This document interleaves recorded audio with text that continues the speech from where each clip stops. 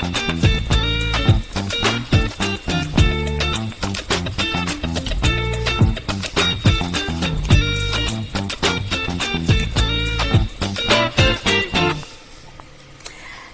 I'm Andrea. And I'm Ashley. And welcome to Two Therapists and a Cocktail, keeping it real. Yes. Yeah, we are back for part 2 of the amazing conversation that we had last time with these black men. We have John Allen back, we have Nevin back, and we're going to jump right in. As you can see, we're still wearing the same clothes, and our cocktails are almost gone, but that don't mean the conversation is gone. That's right. Some of our cocktails are gone, but that's okay because we're ready to get right back into it. Yes. So, Ashley, what should we kick off and start the conversation with? So we're going to kick off with, as black men, do you feel like you get enough support? Who wants to go? I'll go. I don't mind. I'm going to say yes. I feel like I'm supported. I don't know what it's like for anyone else, but I think I am in a real fortunate situation where my wife is supportive of me. I have a cohort that is supportive, and not everybody in this cohort is black. My mother and father-in-law both support me in being in all of my roles, being a professional, a husband, and a father. My sister and brother support me. My mother and father support me.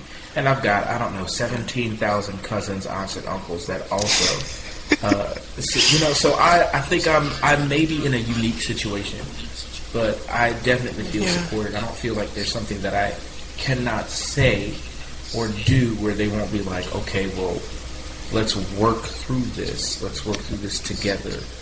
Let's see what we can do. And there's very little, I'll say that,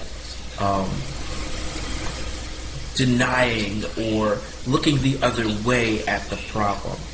And this is kind of new for us, but we're acknowledging what we see when it's right and wrong, and we address it and then go from there, whether it's with me or with anybody else. So I think that's a really, I consider myself blessed to have that type of support. So John Allen's short answer is yes. Awesome. What about you, Nevin? So the question was pretty intriguing, in all honesty, because it's not something that I spend a lot of time on. In case y'all haven't noticed, and this is probably going to be a recurring theme, a lot of what motivates me is, as my grandmama would say, is spite. As my grandmama would say. And for those who don't know what that means, it's literally just operating in antithesis of. That being said, from a support standpoint, I do feel like my girlfriend supports me. My parents are learning to support me in a different way. That is very new. Because there was a time when they supported me as a child, and then there was a point when they really just tried to spur me on through any means necessary as kind of an adolescent. And then as a young adult, life was just hard. Life was just hard. So it was just a lot of brutality. And now that I am succeeding in ways that they don't really understand, but they understand that they are large, grandiose, and I think they're starting to see like, hey, I really wish I could have done something like that. They are learning to support me in a different way. But it's one foot in front of the other type thing. So that's a thing. My friend groups, they definitely support me. Probably the one portion of my life that I feel like I am lacking in is physical interpersonal time with my friend groups because we all live so far away from each other. We all got families, and jobs, businesses, yada yada yada yada. So we never spend time together, like ever. So that's probably the only thing in my life that I don't like. I'm pretty happy with my life in general. Aside from that, like, that's the only thing I would change. So I do feel like that's good because the group chat can be a problem sometimes in a good way. So outside of that, my close friends support me. My girlfriend supports me. My parents are learning to support me in a different way, which was very important because that was a very strong problem for a while. When I initially began my journeys, we used to kind of do battle because they thought I should do it this way. And I'm pretty sure you guys know, like, the generational shift in the way society is changing. It's almost like that, hey, well, I did it this way. You should do it this way in order to make it. And then when I was just like, that don't work. That don't work no more. You can't do that. And I was like, you know what? I'm going to create something brand new. And of course, they had the mentality of, what are you doing? Because they're from a different generation. And I initially took that personally. Initially, I took that as, oh, you don't want to see me win. And I had to mature and really analyze it to get to the point of realizing it's not that they don't want to see you win, it's that they don't understand how that's a winning strategy. They want to see you win, but to them, because of the generation they're from, that doesn't look like, that's not what winning looks like to them. So once I realized that, I was like, oh, okay, so I can't really expect them to be on board right here. I'll just go win the same way I do everything else on my own. I'll just go do it on my own. They'll clap for me when I'm finished. And once I adopted that mentality, there's nothing really emotionally good about that. But once I adopted that mentality, I stopped seeking validation from a place that it's not going to come from. And now that the fruits of my labor are beginning to show, they getting on board. They still don't understand where the ship going, but they understand that bad boy trucking. And now they're just like, yeah, he doing it. That's a lot. And my baby, yeah. So it's that type of situation. It's an enjoyable growth experience. So I feel supported in probably the most important ways. But I would be lying if I said there haven't been plenty of times when I felt like everything was on me by myself. Whether I won, lost, succeeded, failed, whatever, it was all on me. Nobody was coming to save me. If you make it, it's because you did it. If you don't make it, it's because you didn't do enough. And that's it. So,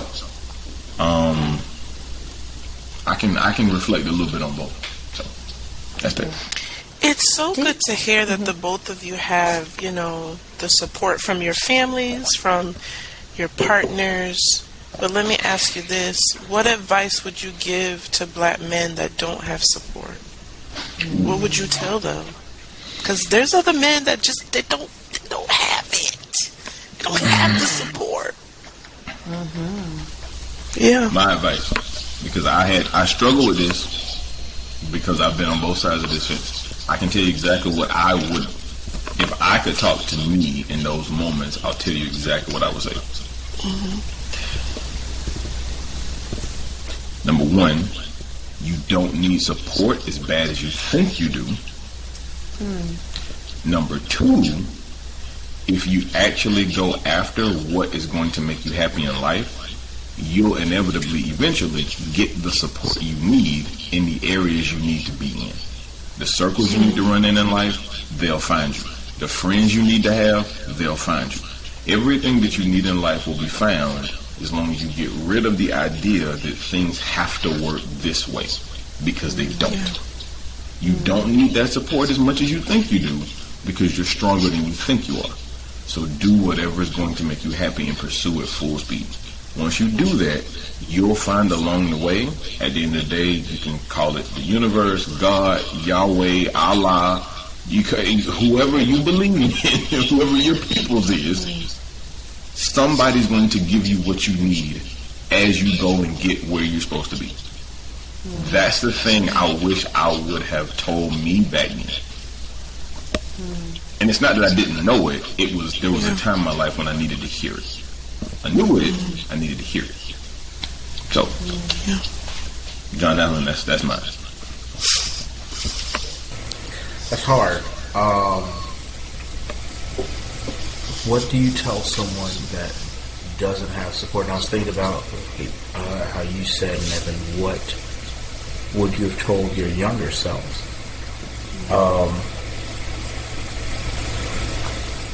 I don't. It all depends on what type of support. You know, when I think about it, as a musician, I know a lot of people and a lot of musicians that think, oh well, or performers that think I'm not good enough. You know, and that's not just in the world of art. You know, that's around in a lot of things. That was not my thing at all. It was never, I'm not good enough to get there. It's why don't people realize how good I am? Which is, I mean, it sounds really arrogant. But that doesn't mean that it doesn't come without effort that I'm doing that. But anyway, it isn't about me in that discussion. But that wasn't a part of what the support is for me. I don't need somebody to tell me, oh, I can do blah, blah, blah. Because I realize I can do, but it's about finding out how to do. So maybe not focusing so much on the what or the who being yourself or one's self, but focusing more on the how. Until the who appear, then that would give you a little bit more of something to really focus on. Because if you're always focused on the fact that you don't have someone there, then you're never going to be able to focus on what is there. And what is there is a way. It's just a matter of finding it. So find that way to deal with what it is around you. In addition to that, I would say acceptance of whatever your situation might be. I'm preaching to the choir because, I mean, can I say that about myself? Or pot calling kettle black, whatever.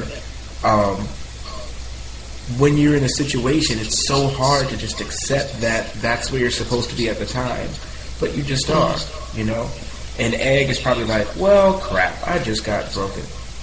Well, you're supposed to be in a cake. So yeah, don't nobody want no shell in a cake?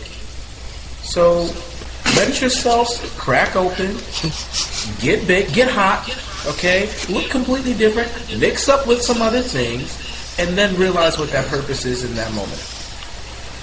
That's how that goes. So I like that cake analogy. Lord. So I have a question, and I feel like it's going to be like a little tricky because I respect both of, you know, the perspectives that you all shared, but something that really, you know, impacted me when you were sharing out was, Nevin, I think you said, was convincing yourself almost to the point of not feeling like you needed support. And I think that kind of really, in some of the conversation that we had earlier, comes from that antithesis. Like, I don't need these things, so I'm going to work against it. I'm going to work against, like, everyone's, like, stereotype of what I am. Like, I'm going to work against the grain here. But I wonder if you feel like I don't need the support because there's also not an opportunity for you to be vulnerable in certain spaces. And I think that, you know, when you're thinking about the word support, it requires a level of vulnerability because if you're expecting someone to lift you up, right? someone to figure out where your spots are that you need help with, you have to tell them, this is a problem. This is my weak spot. I need you to lift up here. Just like if someone is lifting up your right arm, but you need help lifting up your left arm, you have to say that. There are certain things that people will be able to visibly scan, but on another part, you got to be able to say it out of your mouth. So I wonder if, maybe the reasons why you all noted that you have better level of supports now, because you are now more conscious that you have to have a level of transparency with these people. And maybe that's not something that you had in your past. And so I just wonder, do you feel like there are more opportunities in your life for you to be vulnerable and transparent with people now, and that's why you feel more supported? Or am I just pulling this out of nowhere in my mind? I don't think I am. but y'all can fight me. So I can speak for me. What you said is really interesting. So there's a big role that I play in that, because something you already know from this episode and last episode. Plot twist: vulnerability is not really welcome in my life all that much. That's black and white. That's not really up for interpretation. It's not a conversation. It's not something that, it is what it is.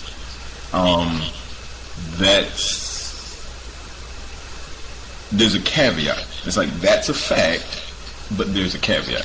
And that caveat is, as I learned to be a young black man in America in a small town in the South, and then I learned to be an adolescent black man, and I learned to be a man who happens to be black in the South, in a town, that the levels kept changing.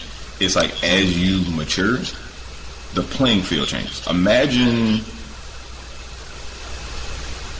Serena Williams, right?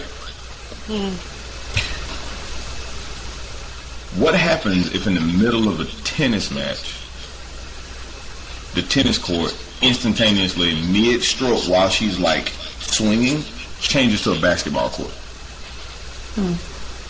How good is her skill set? It's effectively useless.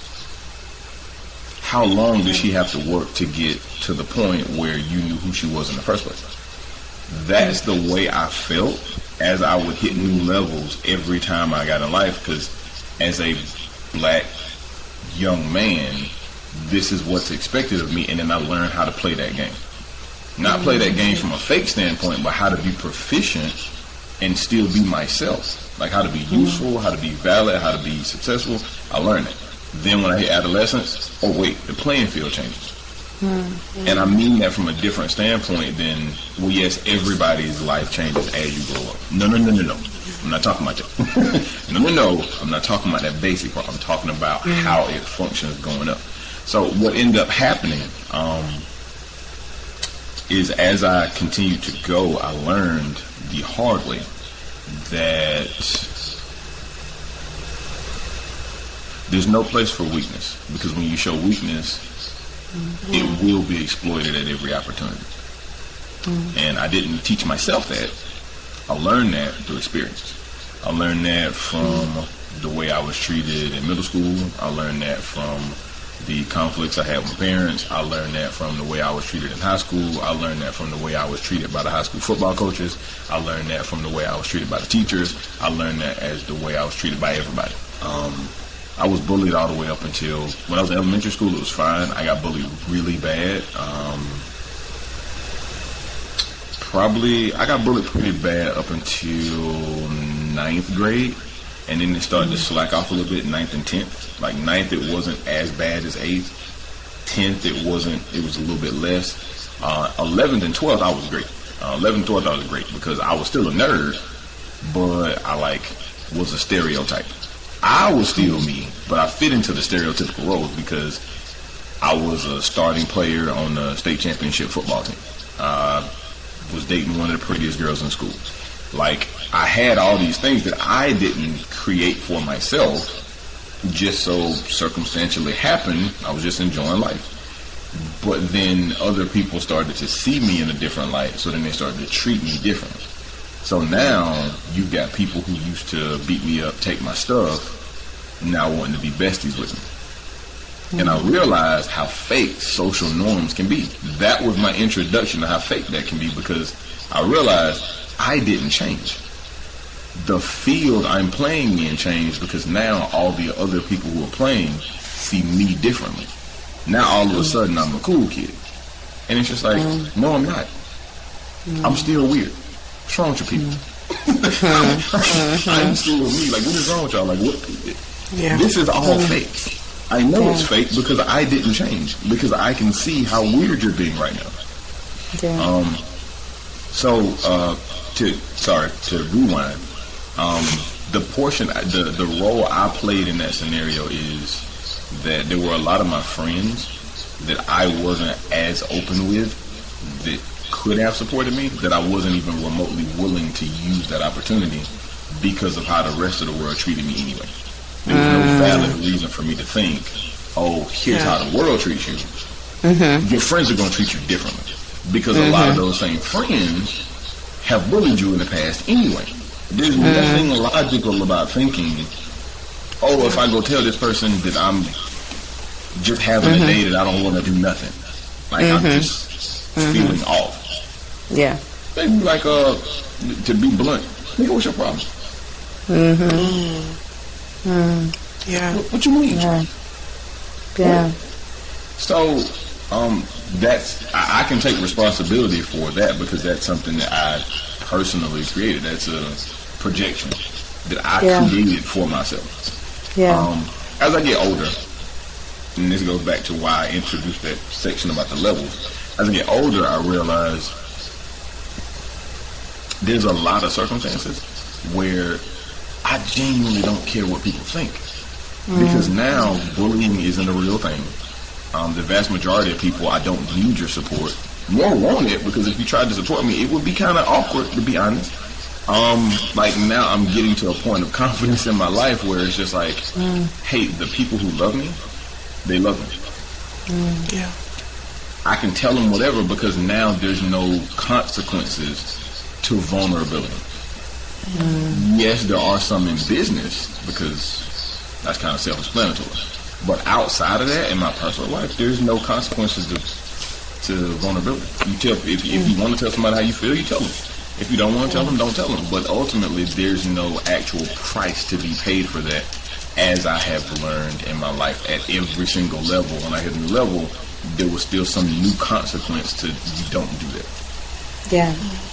Negative reinforcement, I think, if I remember correctly from the early psychology.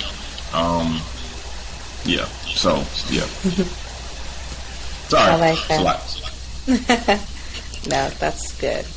What about you, John Ellen? What do you kind of think about that safe space and support relationship?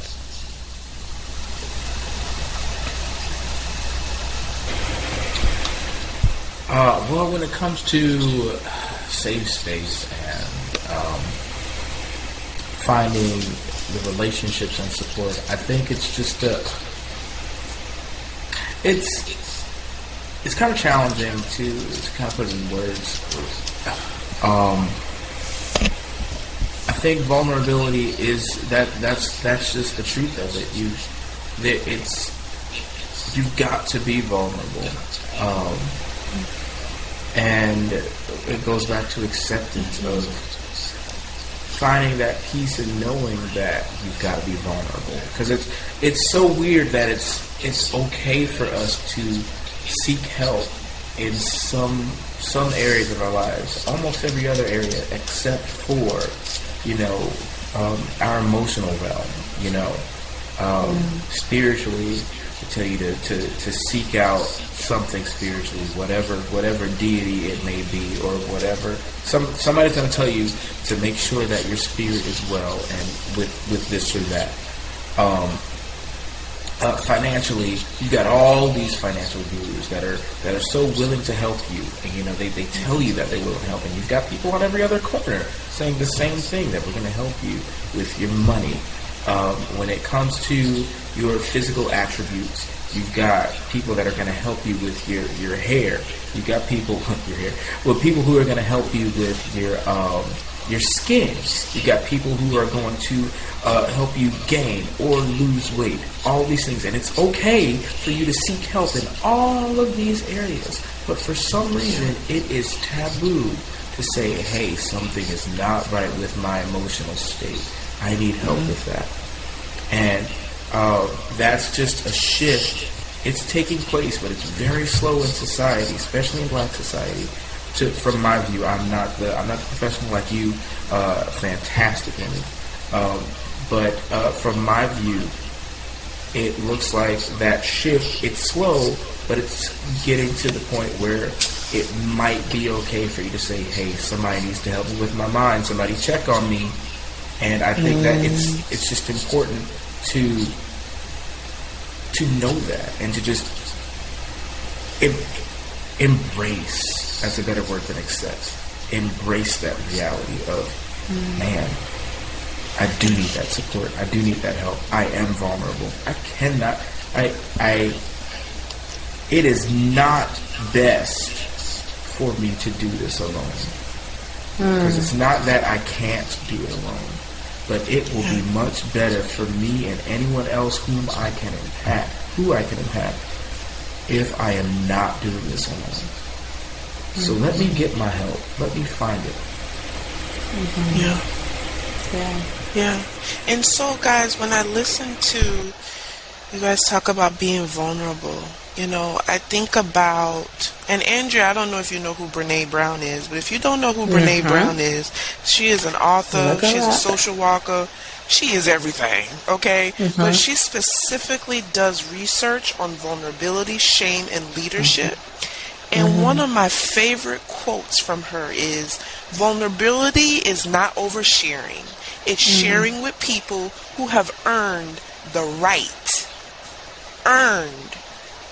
right to hear our stories and our experiences. Vulnerability is not weakness. It is our greatest measure of courage.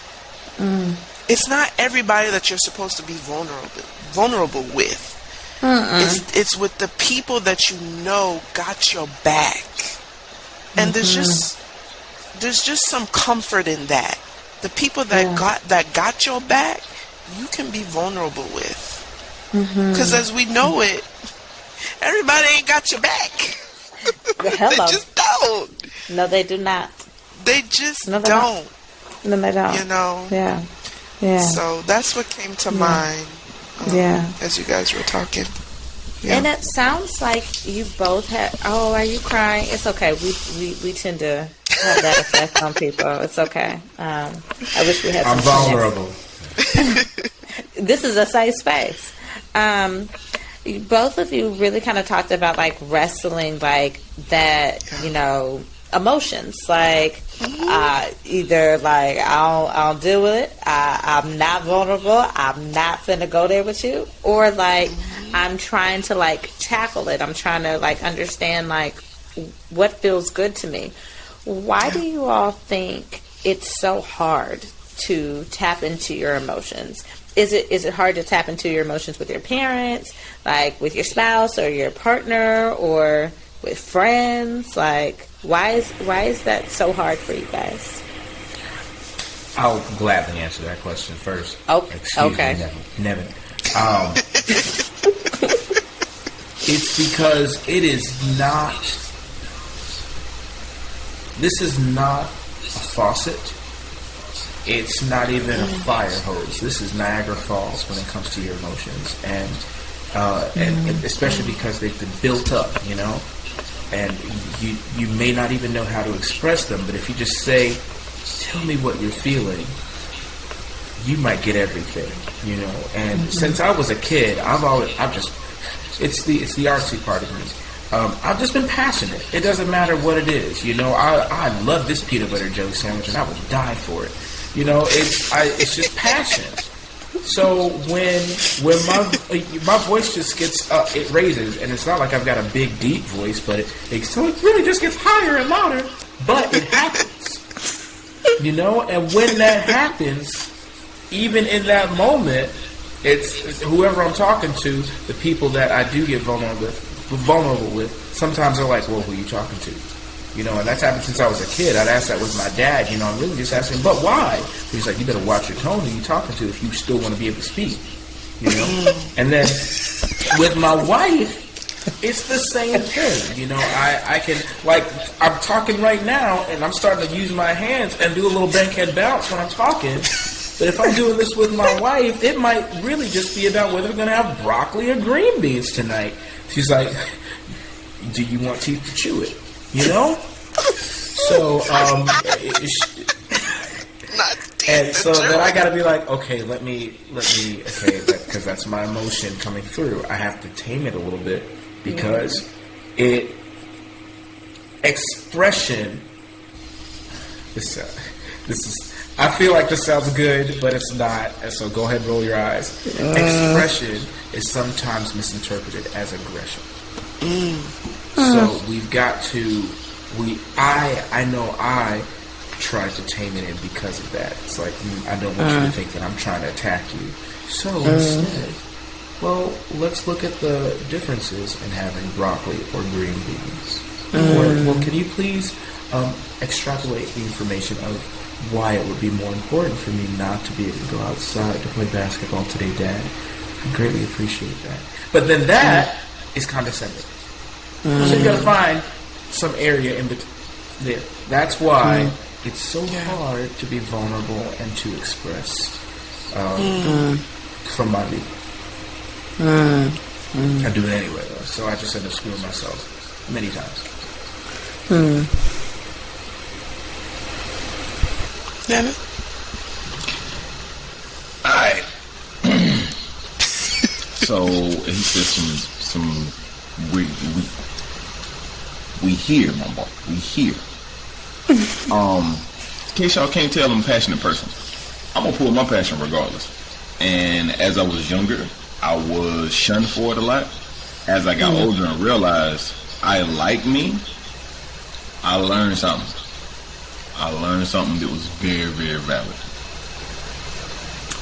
And that is, I like me more than I like your opinion of me.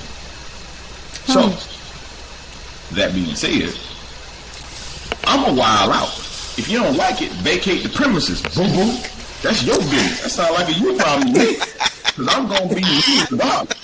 I'm going to do me. I'm going to be me. I'm going to like it. I'm going to have fun. It is what it is. Now, here's the thing. There's a big difference in me being expressive and me being vulnerable. Because what John Allen just said, same thing has happened to me plenty of times. There's been plenty of times in relationships I'm up here wilding out, just being me. And then she's like, oh my God, why you gotta talk to me like that? I'm like, all I said is I want some niggas. What's the problem? You act like you don't like niggas like that.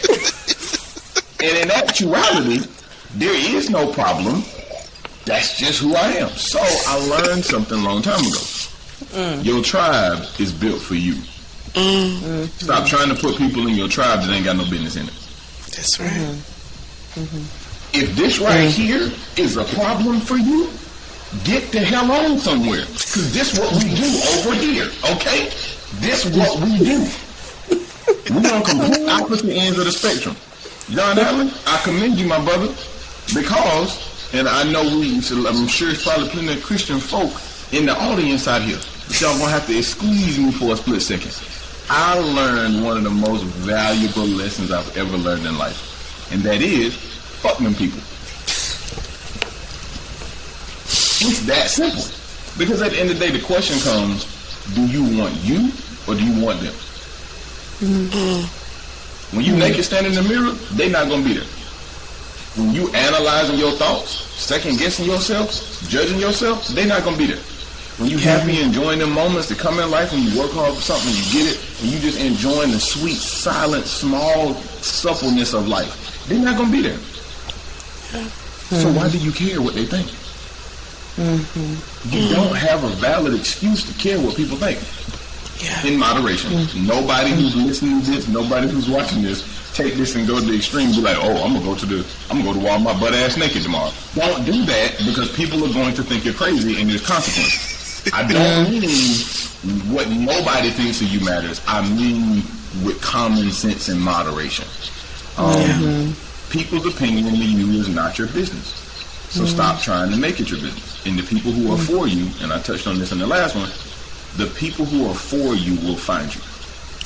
The people who run from you because of who you are not supposed to be there anyway.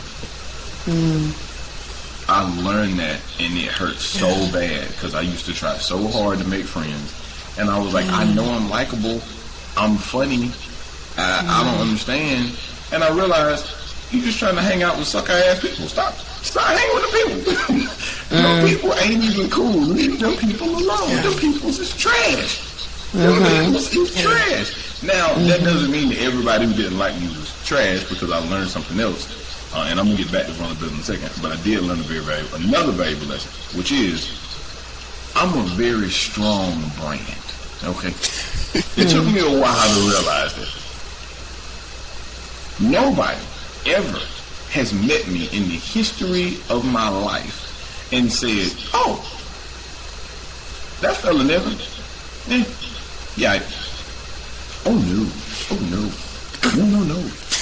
that don't happen, baby. You either gonna love me and think I'm the best thing that ever happened, or you gonna meet me and say, fuck that kid, I hate it.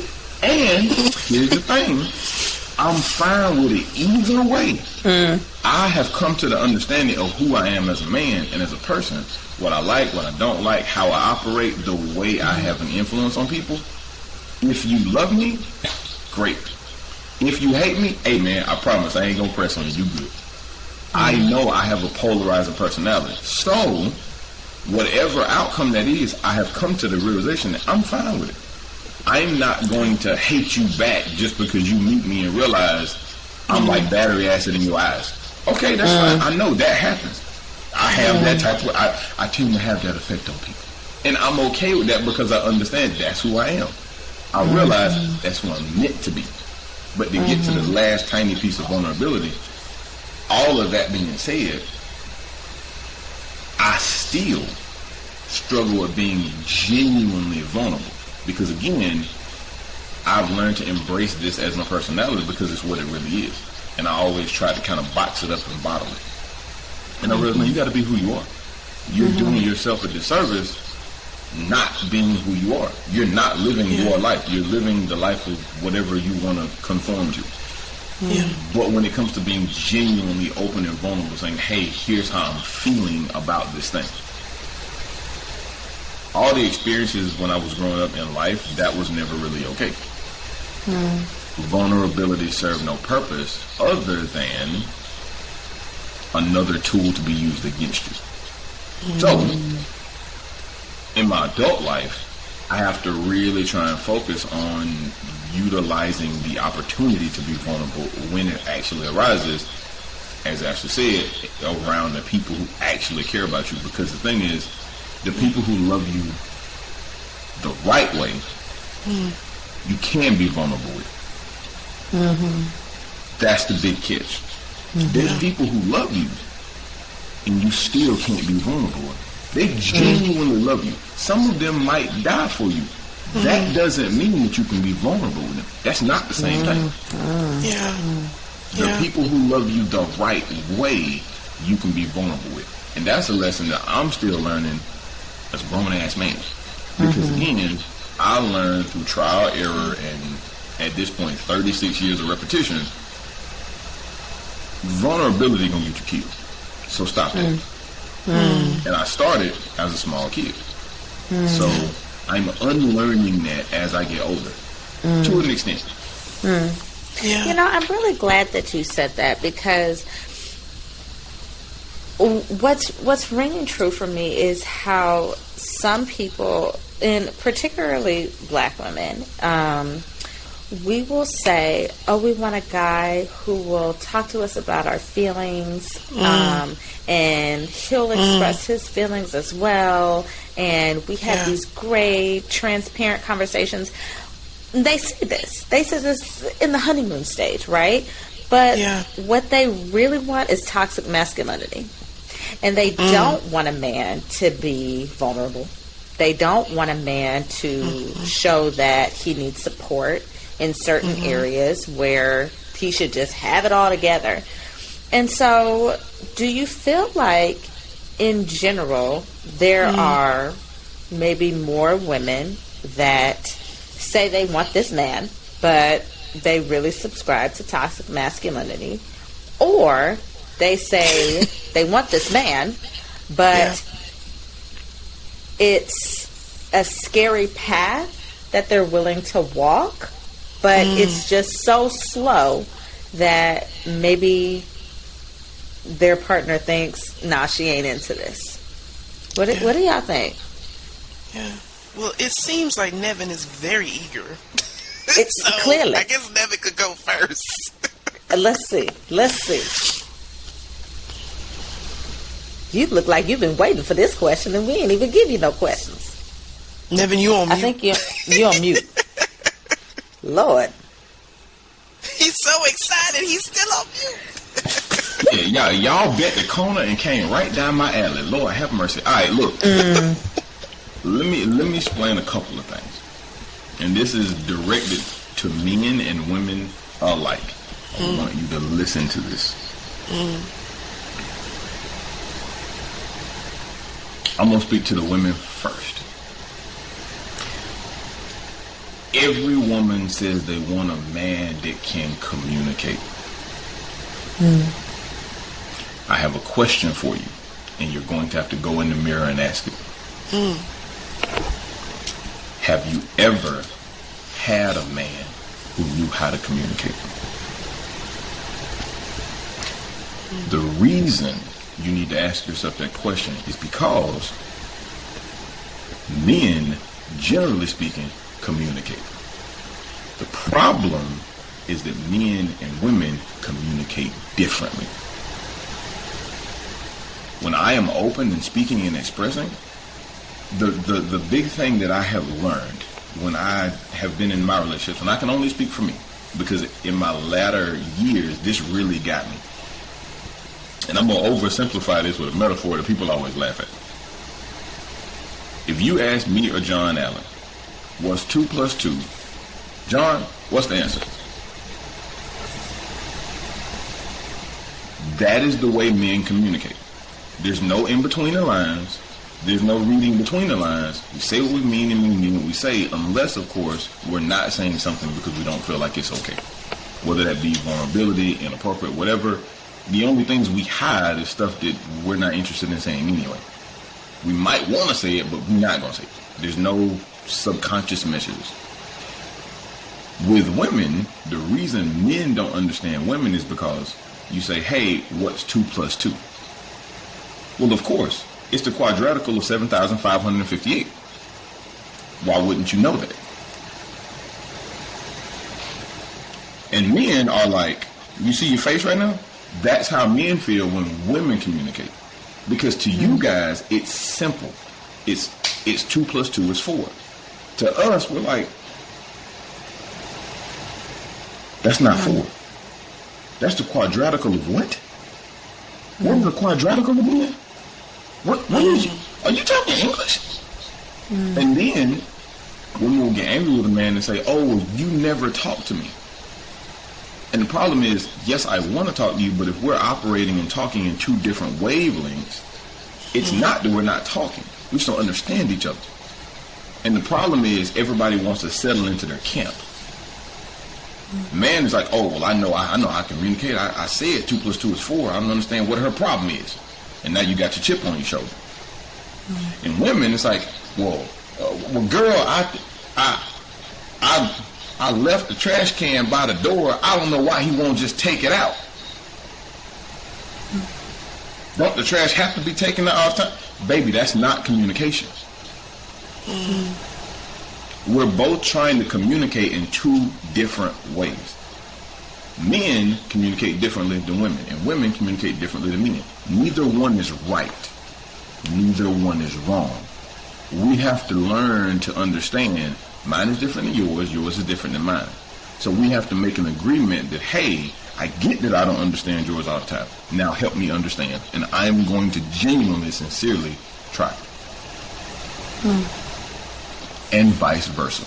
Because every positive relationship I've had the same thing happen.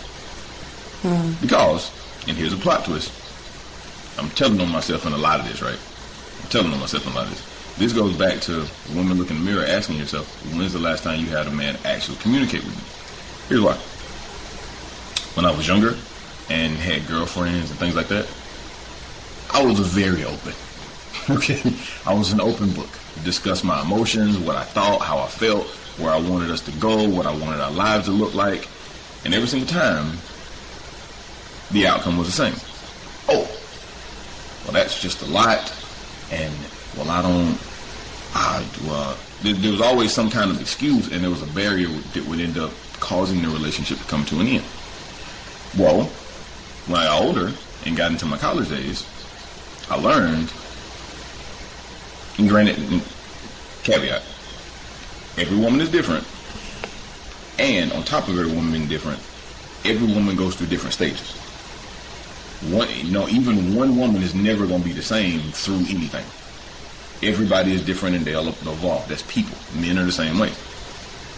When I was in college, I got into a stage when I realized, oh wait, I'm hurting myself by sharing, communicating, and saying exactly how I feel. The stereotypes that I have been told, the stereotypical things that women constantly say they want, I've always done that. And I've always been spit on for it. So I'll stop. I'll let y'all guess what happened. When I stopped communicating at all, guess what happened? At that point, I was a ladies' man. At that point, I couldn't beat him off with a stick. At that point, I couldn't call the police to get him to leave me alone. Because I just stopped talking. Because I got to a point when I was like, okay, I'm doing all of this talking and I'm receiving emotional punishment for doing the exact thing that people keep saying is supposed to happen. Women are saying they want a man to communicate, they want a man to be open, they want these things, and then I do it, and then I get left every time. And I was like, okay, I'll just shut up. But I didn't do that because it was a tactic. I did it because I got tired of hurting. I was just like, I'm going to just stop talking. I don't want to hurt anymore. So when I did that, the floodgates opened, and I was like, okay, this is dumb. This is really, really dumb. Now, in my adult time, after I've matured past some of that, I'm learning the integration of like, okay, don't overshare, don't be too quiet. There's balance to all this. That's a journey that was really hard for me to go to. Right. Chanel, I'm interested on your perspective there. Yeah. Well,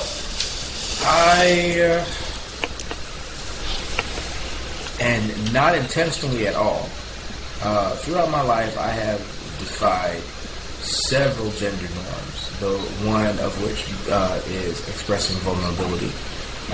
I talk my feelings. What are my feelings? How do I feel?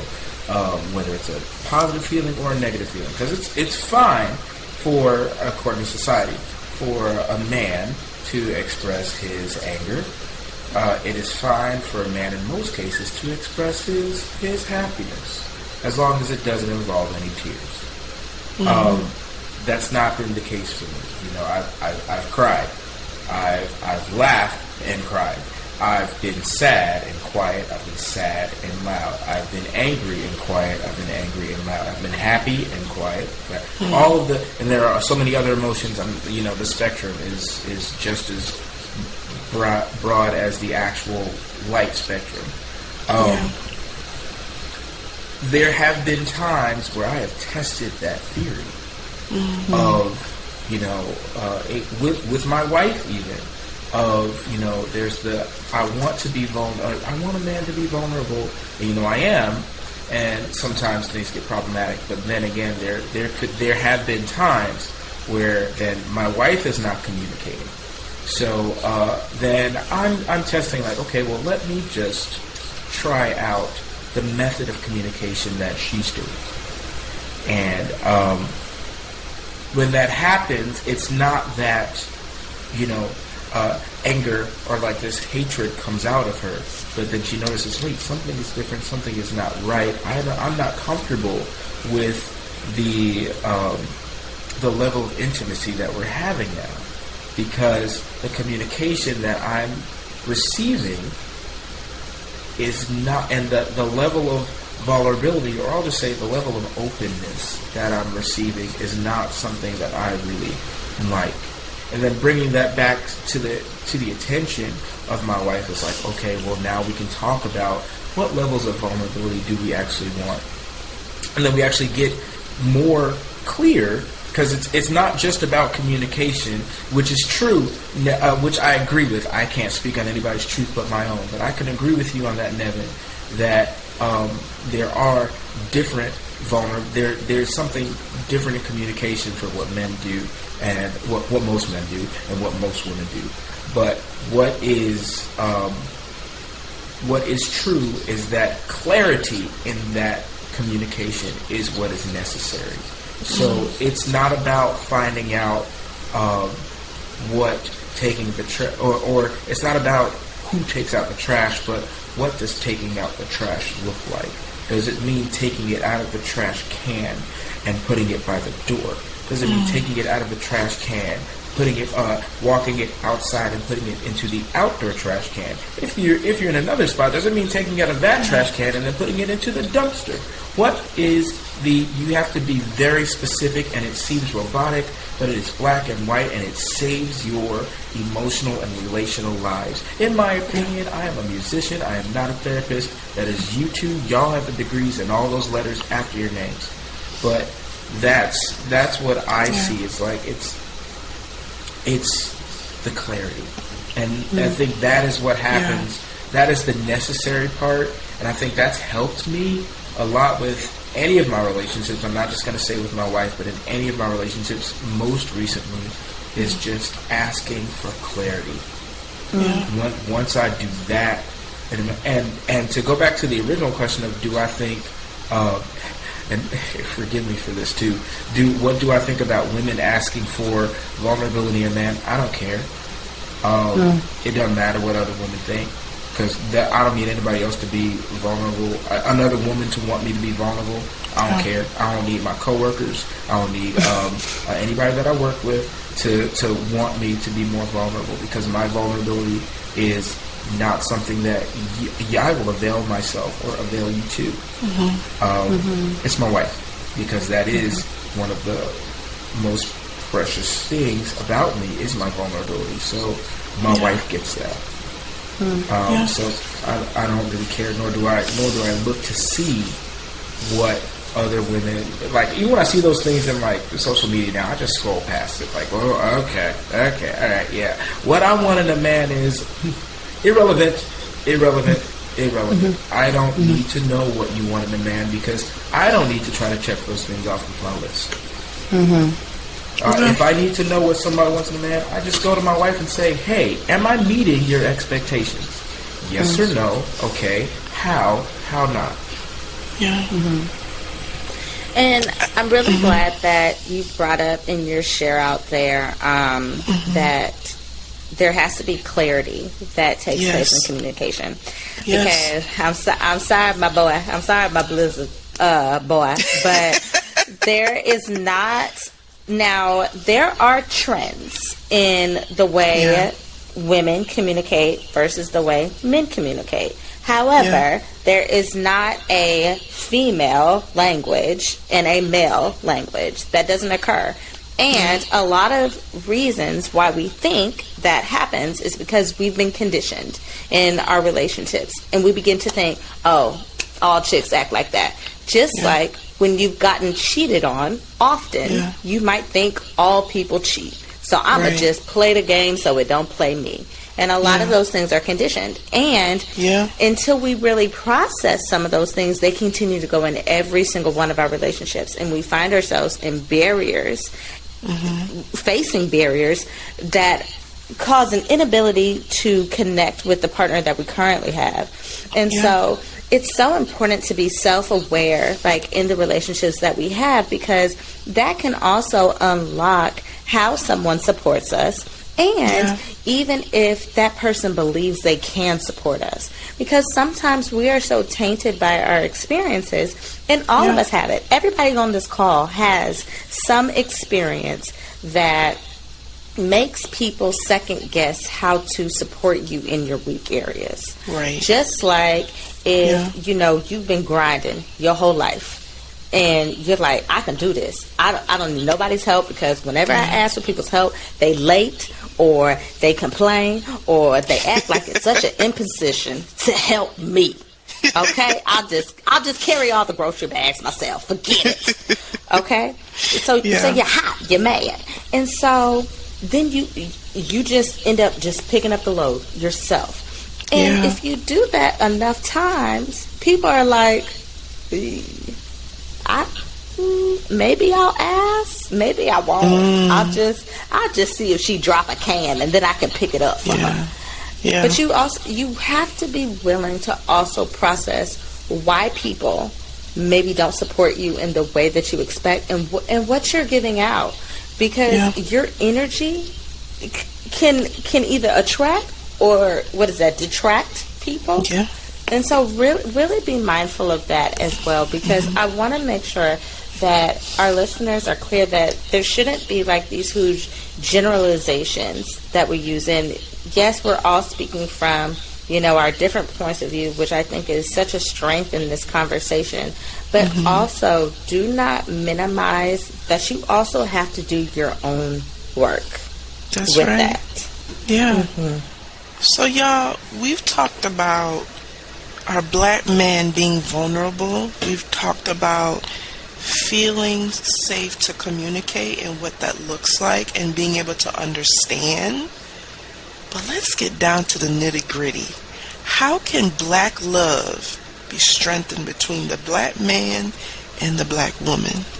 What are y'all's opinions about that? I'll go first. I might be a little too eager for that. I think, it goes back to communication for sure. It's clear communication. And I think there's this line of perseverance, and a boundary of that perseverance. You've got to know how much you'll handle. Like you gotta, when you're in the relationship, you gotta know, okay, well, if they lie about spending money on this, that's my line. Or maybe that's not my line. My line is, okay, if they cheat, that's my line. Or maybe that's not the line. Maybe it's, okay, well, they beat me. Okay, maybe that's your line. Or maybe you don't have a line at all. And all of these things you are willing to accept with forgiveness and move on with that. That's what I think is a part of that black love. And knowing that it is your love, it is your relationship. It's nobody else's relationship. It's not your mom's relationship. It's not your dad's relationship. It's not your ex's relationship that's still trying to get back into the relationship. It's not your kid's relationship, although that is very important. It is not your church's relationship. It's not your mosque's relationship. It's not your workplace's relationship. It is you and that other person, or those other people, if you are whatever amorous you want to be. It is that relationship, and these are the minds that need to matter in that relationship. So what is it that you expect? What is it that you expect? Let's talk about it. Let's be clear on that. Once you are clear on expectations and communicating that, because if you know what you expect but you don't communicate that, it doesn't matter. You're still going to be hungry if you don't ask for food. So, and if you want pizza, don't go to Long John Silver's. So you just got to make sure who I was just about to say does that even like exist? Yes. Should I use more relevant? That just made me want some shrimp. Right. Yeah, that little basket, you know, it's it's a little better than Captain D's, right? A little better, just a little better. You know, but yeah, so you got to figure out what it is that you expect and what you want. Yeah. Because sometimes you don't know. And even married, I'm still discovering what it is that I want and don't want, what it is that I will accept and what I will not accept. And that's the same for my wife. And when we figure out those things, it takes us a minute. We got to come back and say, okay, let me check myself. Because I was mad at you about putting broccoli in my salad, but I just realized I don't like broccoli. I'll keep going back to this broccoli. I don't know why I like broccoli.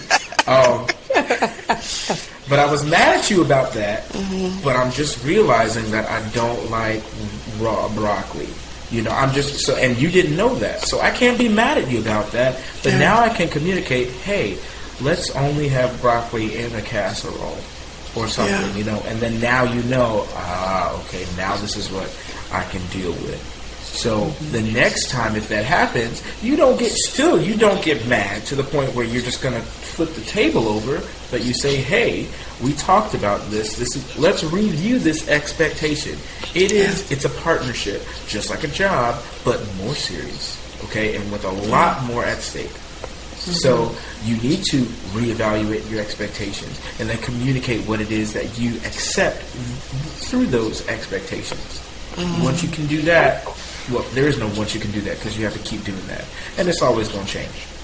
So that's what Black love is about, or that's what Black love needs: is expectations that are clearly, continuously communicated. Nevin? Same. The only thing I really came to is every relationship is different. And every person is different. Yeah. And what people need is never consistent. Even one person is going to change what they need in their life. Yeah. Which is the real danger in marriage. And when I say that, what I mean is most people don't take that into account when they start. They don't take into account that the person you said I do with might not be the same person you die with. You have to be mindful of that because that's normal. That's not an exception to the rule. That is the rule. Yeah. People change. So I'm glad John Allen said what he said because stuff is going to change because people change. Yeah. Yeah, you said I do, but having an expectation that this person is going to continue to be the same person I married, I don't think you really understand how people work very well. You might want to tighten up on that. But I don't think most people take that into account. All I was going to say because people are so different, their expectations are different, what they want out of life is different, and all those things are going to change. Every variable I said that throws a wrench in the whole system, they all change. Yeah. So the only thing I was really going to say, the one consistent is y'all got to communicate. Not like he communicates, she communicates, they communicate, we communicate, whatever pronouns you use communicate. Y'all got to be on the same page. Yeah. Because if you are not, there will be discord in your house. Yeah. Regardless of what you subscribe to, regardless of what deity you follow, don't follow, none of that is relevant if y'all don't communicate. Because that's universal for everybody. We have to decide that we are going to get on the same page no matter what. Yes, I'm pissed off at you, we're going to still get on the same page. Yes, you hurt my feelings, we still going to get on the same page. Yes, I'm ecstatic about this and I brought it to you and you seem like a wet noodle on it, we still gonna get on the same page. Yes, you want to do something that I'm not interested in, we still gonna get on the same page. Yeah. The fact that you are dedicated to still communicating and staying on the same page is the difference in you succeeding and failing, in my opinion. Because if you can stay on the same page through anything, I don't really think there's much else that's a problem. It's when those pages start to turn and then one party ain't in the same part of the book as the other, and then the other party ain't on the same paragraph, and then the other party You done went to a whole other book in a different part of the library, and we just gonna call it a day because of differences. Ain't no differences. The differences is y'all ain't on the same page no more. That's the difference. And that's not anything crazy. Which is why, and y'all are married. I'm pretty MFG married. What's the divorce rate now? Like high 70%, something like that. High. Yeah. High Snoop Dogg on the weekend. So based on that, it's just like it's self-explanatory. Y'all not on the same page. Yeah. And I think where that comes back to, this is my opinion again. I think people have a false expectation of what marriage is supposed to be. Because I feel like if people came into it with the proper mindset of, number one, how much work is going to be, and number two, what's going to be required of you. Yeah. Not required of your partner. What's going to be required of you. You're going to have to do it. You're going to have to be humble. You're going to have to take the lead. You're going to have to drive. You're going to have to get in the trunk. Sometimes you ain't even going to be able to be the co-pilot. You're just going to have to get in the trunk and let them drive. Yeah. And then I can't do that. Oh, I ain't what I signed up for. Nobody cares what you signed up for. What you signed up for was to get on the same page. But the other side of it is exactly what John Allen said, which is, even though everything I just said, I believe that that's true, still believe everything else John Allen said is true, which is, you got to have your non-negotiables. You got to know what the expectations are. Yeah. All of these things got to work together, because you got to have your expectations, because at that point, same thing he said, which is, if you don't say what you want to eat, you ain't get fed. Right. People are also going to change, and you ain't always going to be eating the same thing. That's what marriage means. Yeah.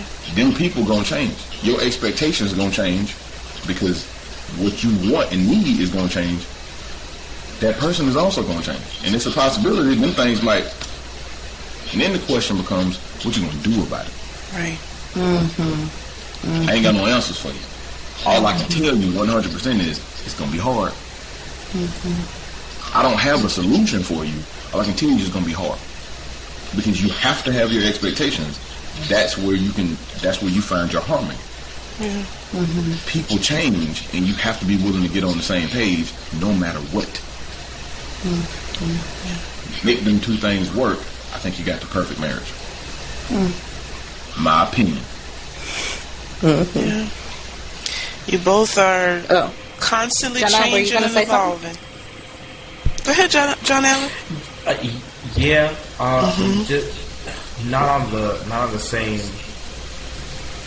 wavelength of any of that, but I think it's important in that relationship when we're talking about black love to know that there are so many shades of black.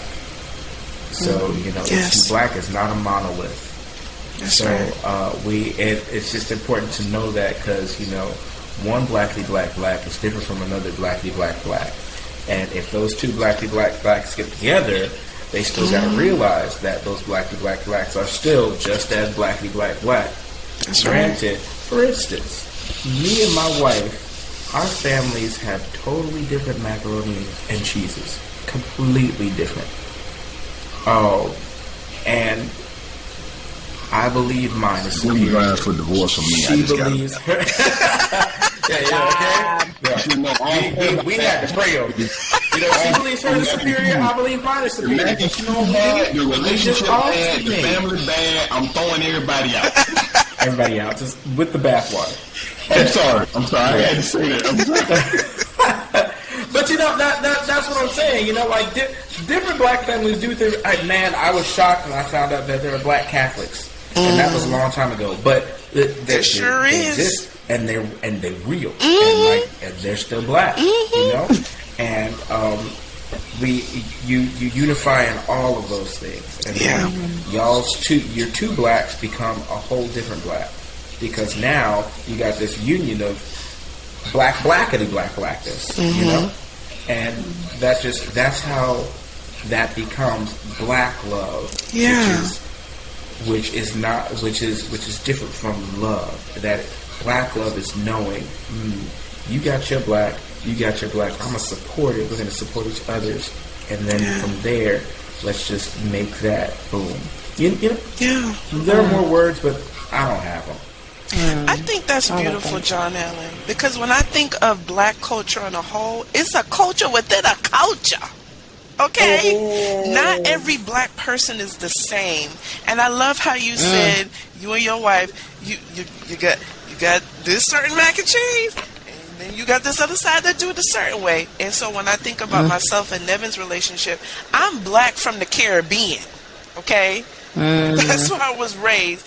Nevin is black from Georgia. Okay? That's two different blacks. Lost tribe. Real lost tribe. That's two different blacks. But we make it work. We make it work. Yeah. That communication and understanding is so important. And getting on the same page, like y'all were saying, is so important. Yeah. And I also she think want to draw that a line at the mac and cheese plate, though. She already know that. Period. She know that you fired. She won't play about that. You not having no vegan mac and cheese? No. I make him regular mac and cheese. I did for Thanksgiving. For real, baby. There is one of my non-negotiables is my mac and cheese. Stop playing with me, okay? Wow. That is real black love. She already know. She knew from the beginning that, look, mac and cheese are my favorite thing. Don't play with it. You play with my mac and cheese, you play with my emotions. Did I play with it for Thanksgiving? It was slapping. Okay. Slapping. I can cook. You better hype your woman up. Okay. I'm telling you. I love it. And I made a vegan one too, and that was good too.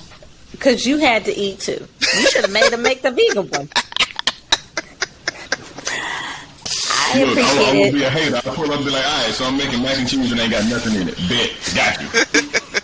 Just the noodles. I love this conversation. I do. And it could go for hours and hours and hours. It can. But it's really just like the beginning of many conversations that I feel like are necessary between black men and black women. Like, yeah. And I think like so often like black men don't get the space to really talk about some of the expectations that they have facing that they face in society, at work, in the relationships with their parents, with their partners, heck, with their children. And so I'm really grateful that we were able to at least start this conversation with you guys this evening. And I hope that it inspires some of, our listeners out here to begin some of those conversations, because you might have somebody in your village or in your circle that wants the opportunity to begin being transparent and being vulnerable, but they're unsure if they can tap into that.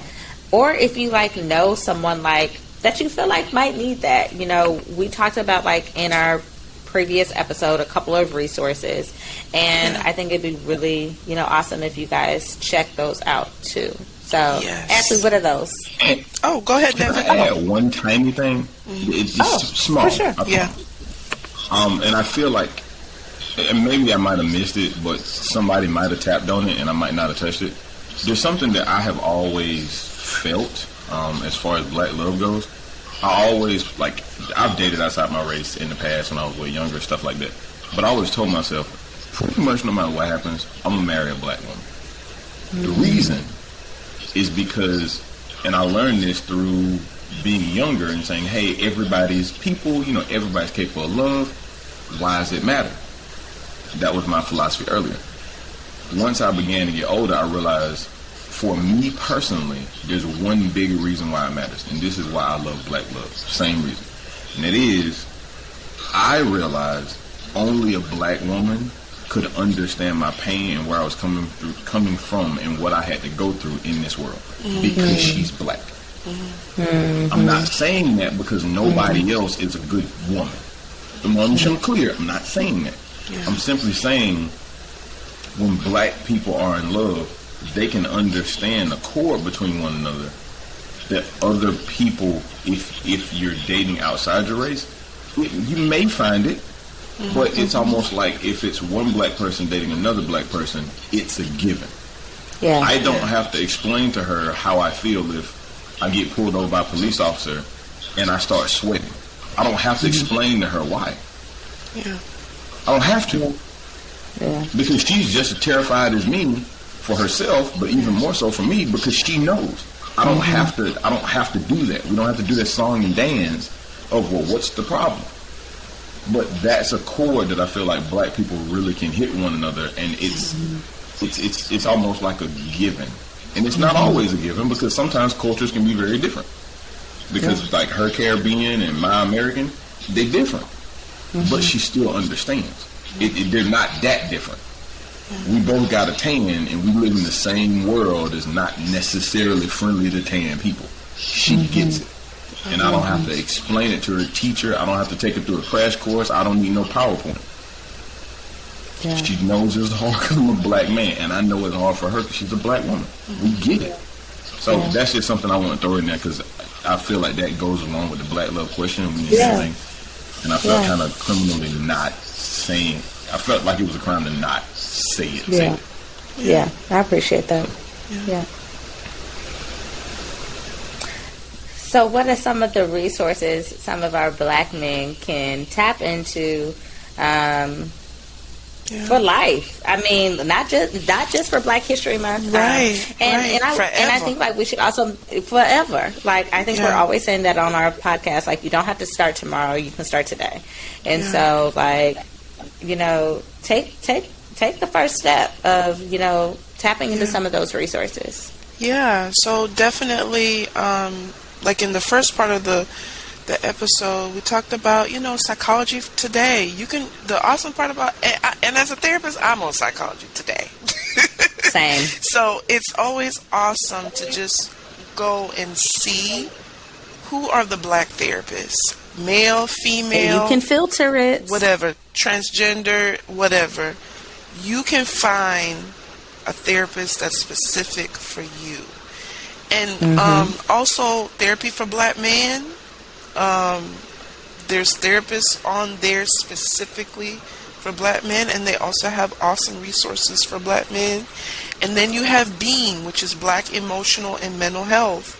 They do trainings. They have an organization that's specifically for the black community. But for men, they have the Black Masculinity Reimagined, which is a community that provides skill building and different programs specifically for black men. And we also have Black Men Heal. And they're awesome because they provide limited and selective free mental health services opportunities for black men as well. So those are some resources that are for men. And I have to mention this. I didn't mention this in the first part. There is also My Brother's Keeper that was initiated by the Obama administration, and that still exists as well. So if you need some mentoring and support, definitely check them out. Please do. So as always, guys, please take care of yourself and follow us on Instagram at 2therapistpod. And until next time, we'll see you later. Bye. Bye.